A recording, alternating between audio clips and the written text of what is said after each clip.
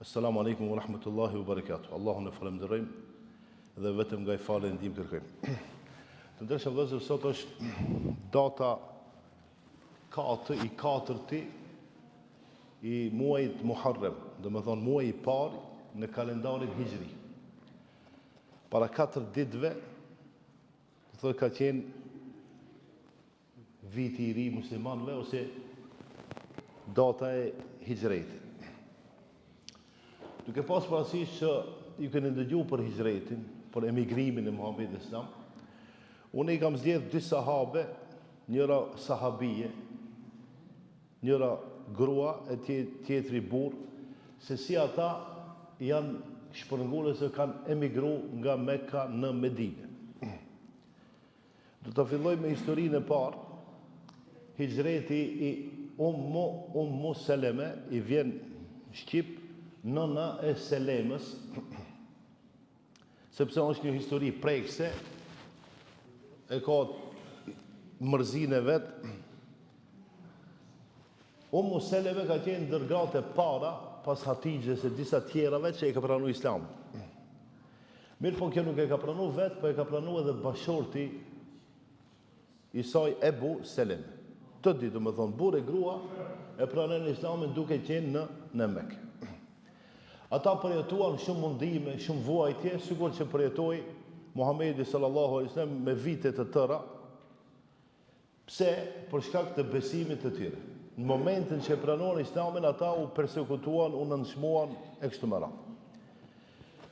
Mirë po pas 13 viteve, para se të emigron Muhamedi Islam me Abu Bekrin ka emigruar i fundit nga Mekja në Medinë. Para asaj, ko pas kohe, sahabët, shokët e Muhamedit Islam kanë emigruar në Medinë. Ebu Seleme me bashortën e vet, Ummu Seleme, dhe kanë pas një djalë i vogël, e kanë përgatit devën e tyre dhe janë nisë prej Mekës për me emigru më u shpërngull në Medinë. Në momentin që nisën, sa dalin prej Mekës, banorët e Mekës e kuptojnë që këta duan me emigru në Medinë dhe dalin u azan rrugën. Dhe i ndalojnë. E kanë pas ata një polici të tyren, ushtri të tyren, mekelit. I kanë nxjerrë disa njerëz atje dhe e kanë ndalu rrugën. Edhe ju kanë thonë, ti mundesh me shku vetë. Po nuk mundesh me e marë bashortën tënde. Tash, Ebu Seleme 1, Ummu Seleme 2, burrë e grua. Kjo familja e kësaj gruës s'kan qenë musliman, ende se kanë pranuar Islamin. I thonë ti nëse don me shku në Medinë shko vetë, ama këtë vajzën tonë, motrën tonë nuk mundesh me e marë. Pastaj janë dalin edhe djalin. Në më thonë, si dajallar tash, dajallar të këti djalit, thonë, jo, edhe djalin, se i kemi nip, nuk mundesh me marrë në Medinë. Disi pak si me zor, e ndalojnë, dhe nuk e lejojnë me emigru në Medinë. Ebu Seleme, ki bashorti, shkon vetë. Në më dhënë prej Mekë në Medinë 450 km. Ndërsa bashortën e tij dhe djalin janë dalin në Mekë. Kalon një vit të ndershëm vëllezër.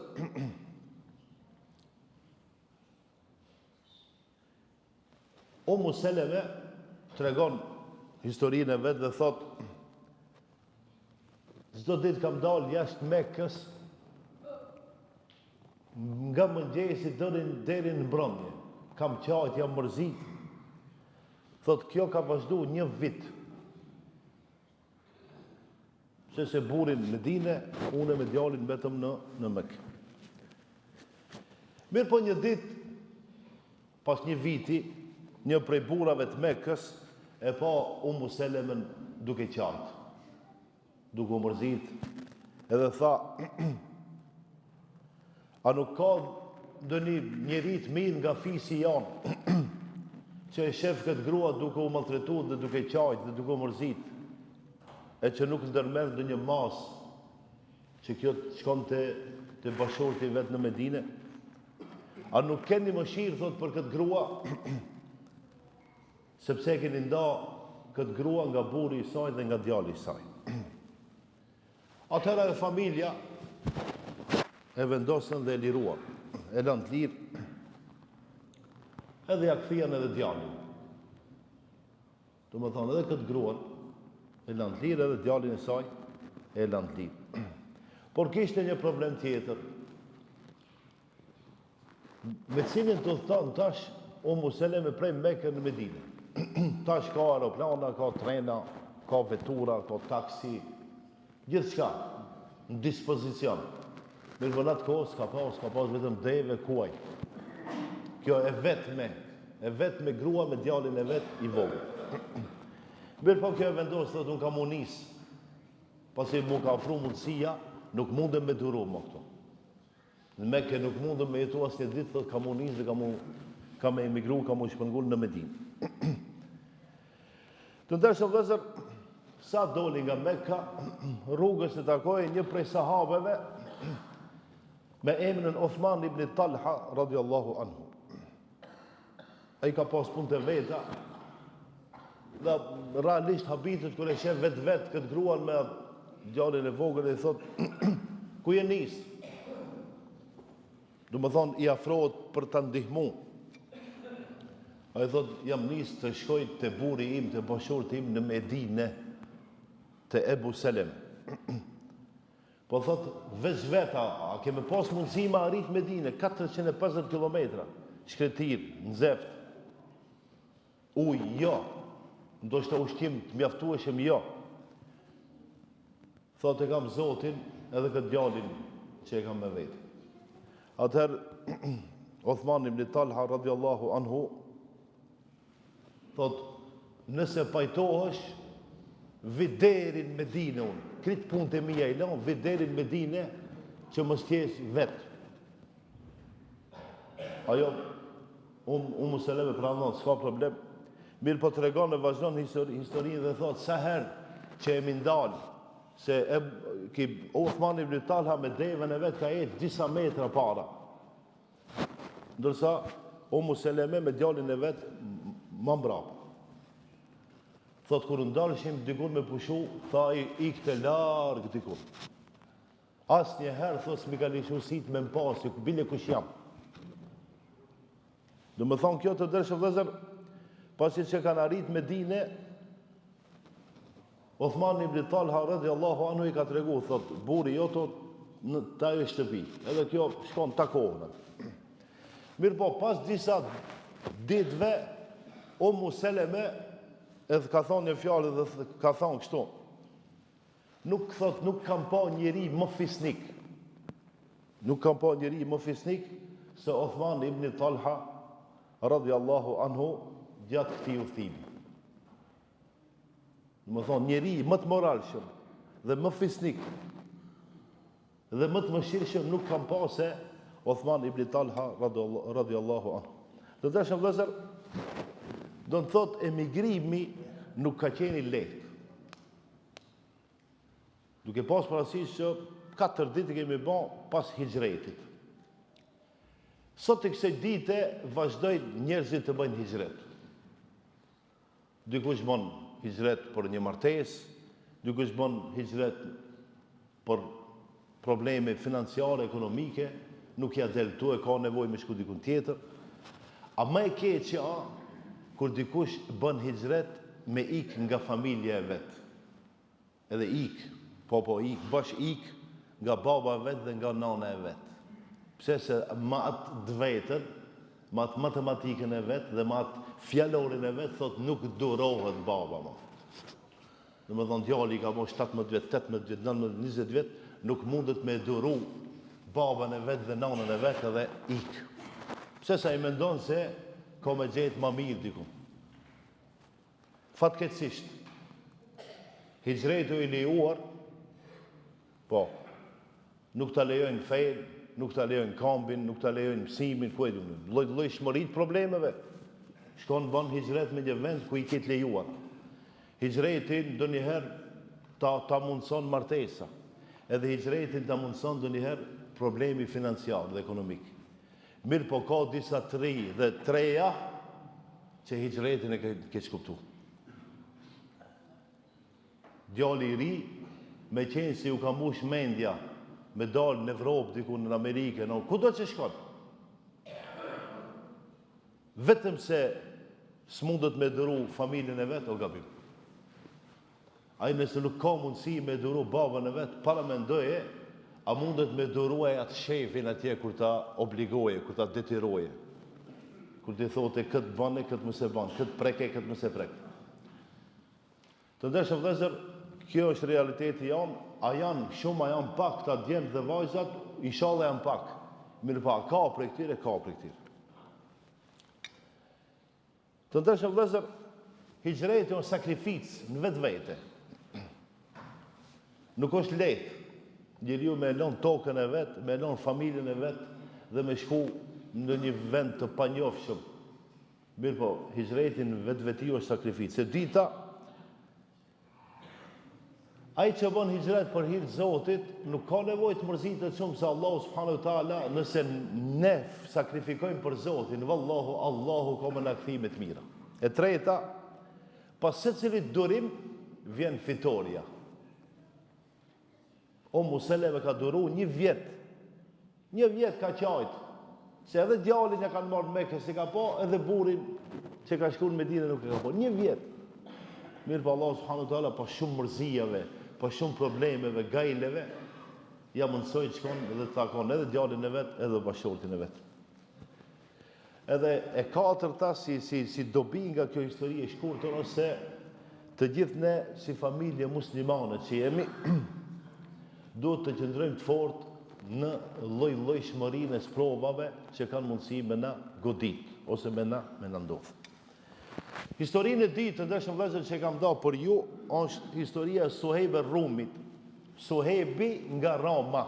Kështu e përkthejmë bashkë bukfali shqip. Po Suhejbi ka qenë me preardhje arabe.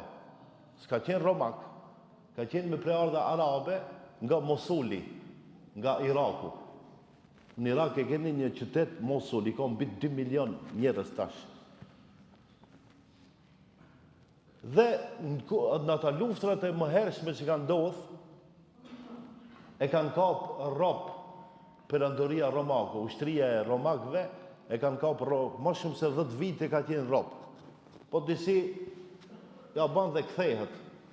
Por atë shkak edhe e ka emrin Suhejbi i perandorisë romake, për shkak se ka qenë atje rob. Mirë po kur vjen në Mekë, jeton në Mekë, edhe kje pranon Islamin, mirë po ka qenë shumë i shquar dhe shumë i Zoti në tregti. Edhe Allah subhanahu wa taala ka dhënë shumë, i ka dhënë bereqet dhe i ka dhënë pasuri. Pasi që Muhamedi Islam urdhëron të emigrojnë besimtarë nga Mekka në Medinë, edhe Suhejbi e vendos të emigron, mirë po Mekelit, mushrikët e Mekës e hetojnë që donë me emigru dhe e ndalojnë. Dhe nuk ka mundësi. Thot pse? Po thot ti pasurin e ka bënë këtu në Mekë. Nuk mund është pasurin me e marë edhe me shku në Medinë. Dhe do kanë gjetë një problem që mës me leju me dale. Qka thot Suhejbi? E ka kuptu që ata nuk ka shansa me leju me emigru në Medinë. Suhejbi thot mirë, nësa une, thot, këtë pasurin që e kam, u a jap ju, a më lejoni të shkojnë në Medinë? Thonë po. Nëse këtë pasurin e len me ke, i liri e me shku në Medinë. Edhe Suhejbi u adorzon mushrikët dhe këtë pasurin, qka ka pas? A unë jam duke folë për një tregtar shumë i madh.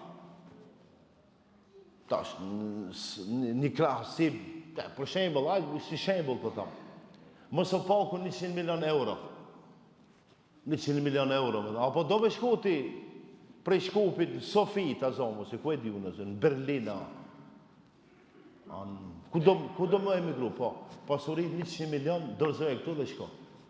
A e kishin ba, si kishin ba, ne, Allahu e din më së mirë. Mirë po Suhejbi ka ba. Kretë pasurin e ka lanë, vetëm me shku në Medinë dhe me qenë rahat të muslimanët e Medinës. Të ndërshëm vëllezër,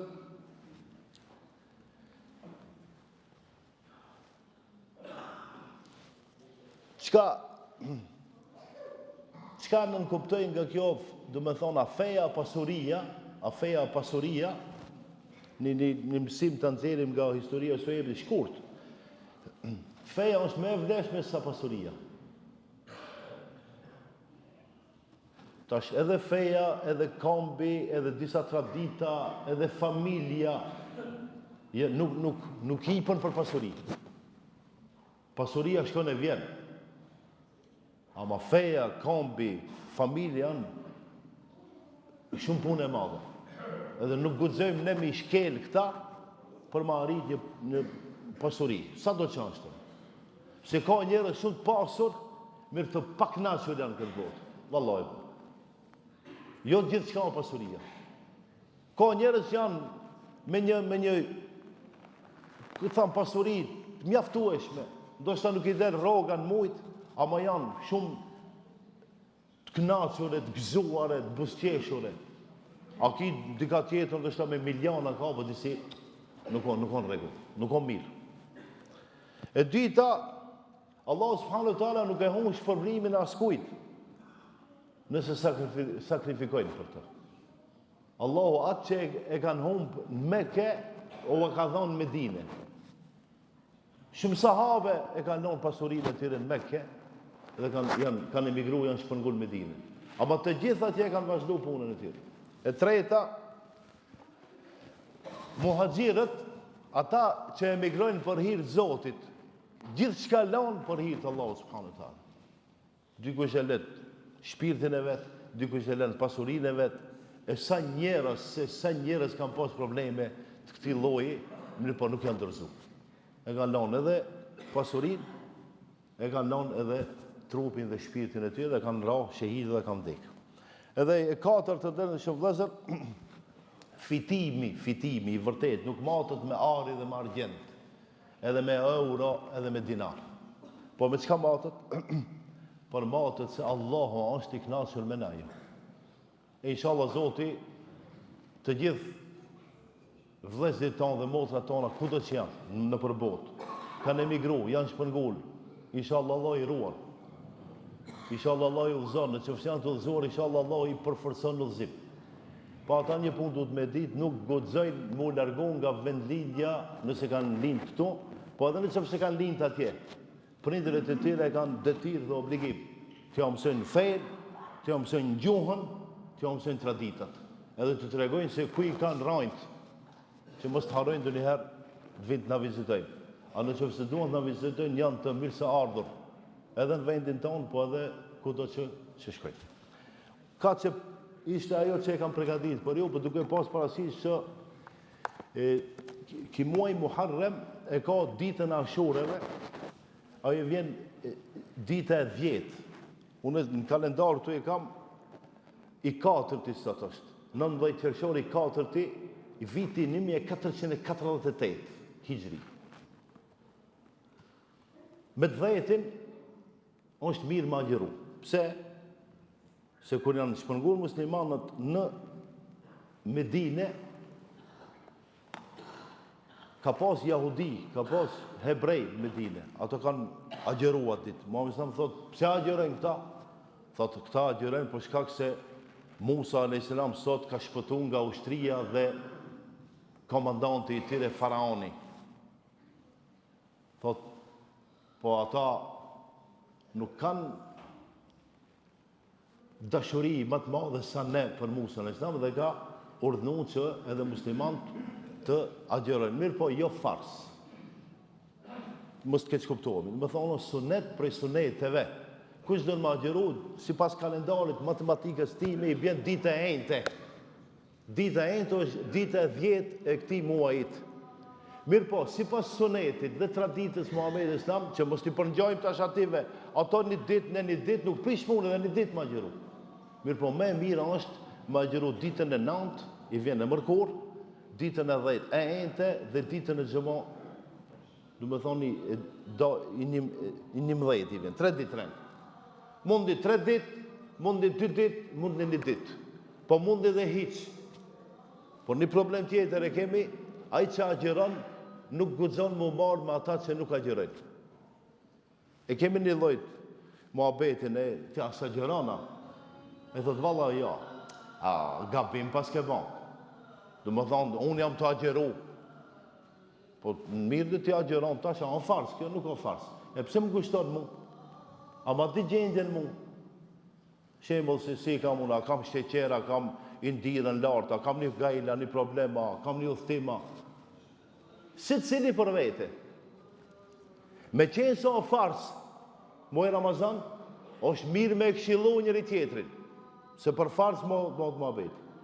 Nëse e shef dika rrugës, nuk agjeron.